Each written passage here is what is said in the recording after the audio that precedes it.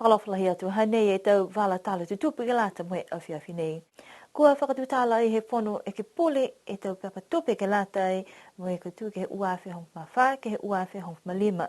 Moe whakamoli ai e tau tupu whakamole moe moa mai whalu tau whahinga hua. Kua whai ono nuanga e whakatu whono ke uta whakaprivate e tau whakaholuanga ke he tau whahi malolo sino he motu. Whakakatoa toi tau whakakwanga moe tau tangata ke langmatei tau whahi reproductive health counselling. Kua whakailoi he whakatuwhono tō malikisi hake e tau tutongi he tau whiaunga he tau nei. Hane whai whakatutala e tau lilifu he whono e ke pule ke tau papatupe he whakatuwhono ke lata me tau uawhi hong mawha ke uawhi hong malima. Ne kamata i e whonoanga ke he whahi tapu kamole, mai kamata e tau whakatutalaanga whakamatwinga ke tau whainga hua ne toka i lalo hefo he central agencies. Kua longa te huhu ne kua tupu atu ke whai whakamāmaanga mai he tau lilifu i ki pule ne leveki atu ai ke tau whainga hua kehe. Whakamua koe whainga hua he palemia, koe tau tupe ne kua amanaki ai ke whakamole, koe ue miliona tolu seu hong mawhaia e awhita la. Koe tau tupe kua manaki ke maua mai, koe ua awhita la, kua tali au loi whono e kupuri ki ai. Matutaki atu ai ke he tau whahi he tau loia he whakatuwhono, kua whakatoka ai ke ua seu limufu maheba e awhita la, ne kua amanaki ai ke whakamole, nā kai whai tupe ka maua mai.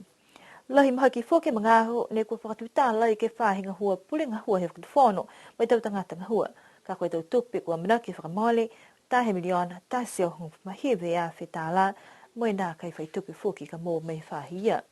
Koe whahi tāna ki tupe ne whakamole he tau lilifu, koe tau tupe kua whakatoka ke whakamole, koe tahe miliona, tōru seu whitungu furu awhita la, moe koe tau tupe ka maua mai, koe hong whae miliona, ua seu whipu mataha e awhita la. Koe whahinga hua leo leo, ne kua whakamole ai ke wha seu hivung whae awhita la ka whakamole, moe fuafua koe tahe seu hivung malime awhita tau tupe ka maua mai. Koe whahi tapu nei whoki ne whakatutala i ke tau whahi i lalo hefo he Ministry of Social Services ne kua toka i tau whalua tau whahi ngā hualalahi mai mahuinga tunge whahi whakakotama, whahi malolo sino, whahi whakawhiri mai fufua kele mai taonga niwe. Koe i ki pule ni leveki atu ki he whahia, koe lilifu ko pokotoa sipili. Koe tau whakatokaanga ke lata me whahi ngā hua whakakotama ne whakamoli, koe tau tupe ne kua whakatoka ke whakamole, koe ue miliona, whae seo onu matulu e awhita la. Tau tupe ka mua mai, koe whae awhita la.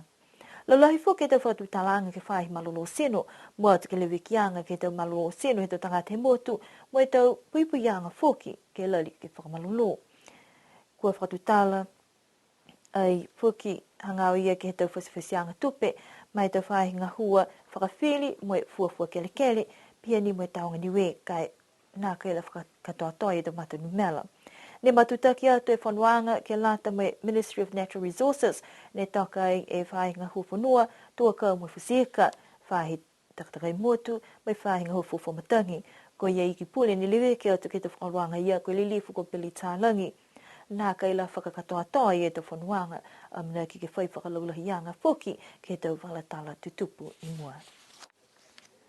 Kua whai ononuanga tua e whakatuwhono ke uta private e tau whahi malolo sino he motu, ne whakailoi he palimea ko tohe tālangi, e amana ke anga nei ke he whonuanga he tau lilifu whono e ke pule, ke tau whakatutalanga ke tau pepatupe he whahi malolo sino. Ko whai mga he talahau i e he kumikumi e whakatuwhono, mo ko whitani he whai whakatutalanga, mai whala tau mtakau, ne ko whai maamaanga ke tau whakaluanga pehene i niwe.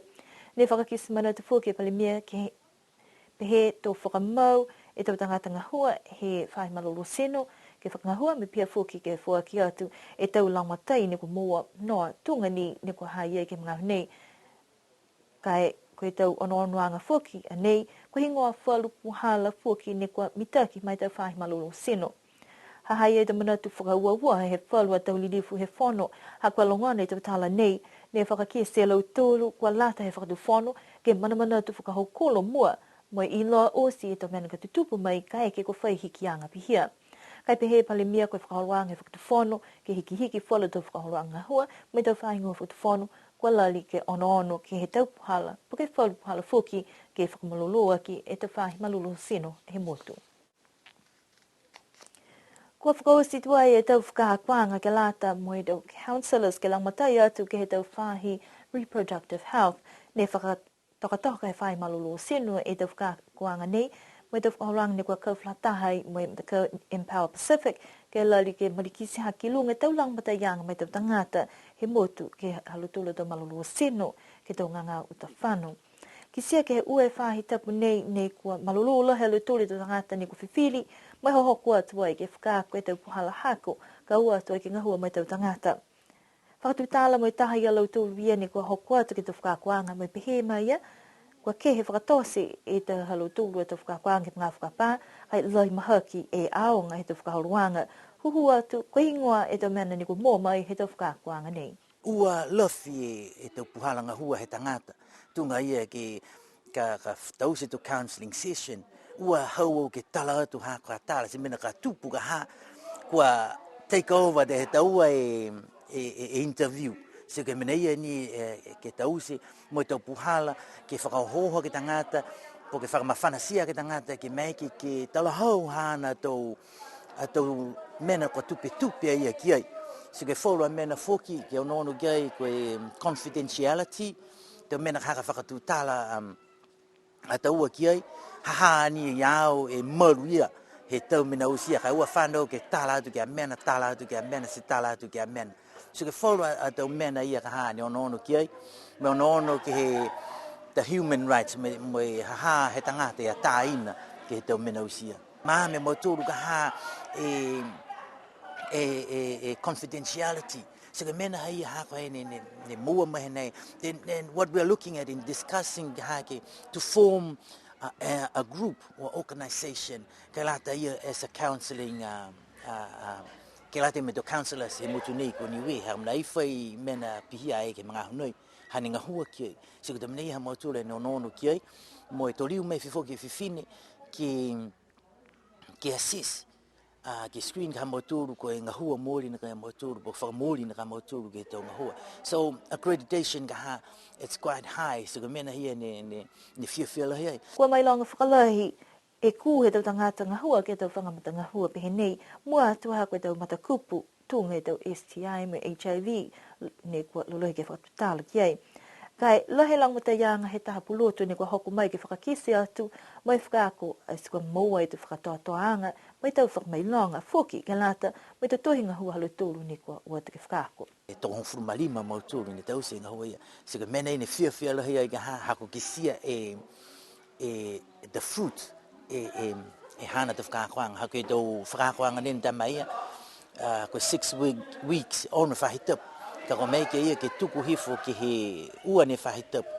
Se ai muka ke lata ka me te mena nei. Ka hai ko mai ke mautulu ke kautu. Kua anoanoanga tō diriu foki whai whakaoloanga whakalaulahi atu he tōle mahia ni mua kai manako alutulu ke mai ki ai e tō tangata ke ua atu ke whakaonga i tō langatai nei. He mga hui nei koe whai malolo sino ne kua mai ke ua atu ki ai tō whai anoanoanga foki ke whalumatakawi he tō mga hui mua. Koe tau whahi whakaako tama he motu he mga hui nei kua hanghang mitaki mai whakailoanga he whakatuwhonu kua amana ki malikisi hake tau tutungi he tau whaiaonga. Koe langa tōlua nei he hake tau tutungi he tau whaiaonga tali mai he ua whiong maua mai amana ki foki ke tuku hake ha lautula tō ngahua ha kua lautulu ni kua ngahua e ke leme ahe whai tapu ke whakatatai atu ke whalu tangata ngahua whakatuwhonu foki ni kua ngahua ni ke he whai ahe whai tapu. Tala hau pale mea ko toki tā langi, ko manako ki te tungi whakamtea ki te whiaonga, tunga foki, whalu tau tangata ngahua he whakatuwhono, mai ke lali ke whakatatai po ke tātā atu ke he walungu furu pasene, he tau tutungi avalesi, he tau tangata ngahua i New Zealand. Koe taha nei tau seanga ni ko manako ai, po ke ngahua whakalataha me whahi pule ngahua he whakatuwhono, he tau hau ia ke tau se foki, e tau whakapapahianga tau tutungi, malutulu i tau tangata pulotu, po ke tau hauanga whakaperitania, ni pehe koe tau tangata kua hahai tō lotu matala ke te whahi professional mai technical skill. Whakatoa toa mai nei tau wala tala tutupu ka lata mea whiawhi nei, amna ki foki ke matutaki a tu e tau whakaroanga he tau liriwhi whono e ke pule, ke he pungi, mai he foki ke he tau whakaroanga ke he leo tau nui. Ke anonofwa mai munene uki waha tap ni hanga awati ki ai, mai te kalotoni kwa manaki ke whetoko atu ke he tau whewa pele lakapi ke he awha yumu. Ke anonofwa munene po.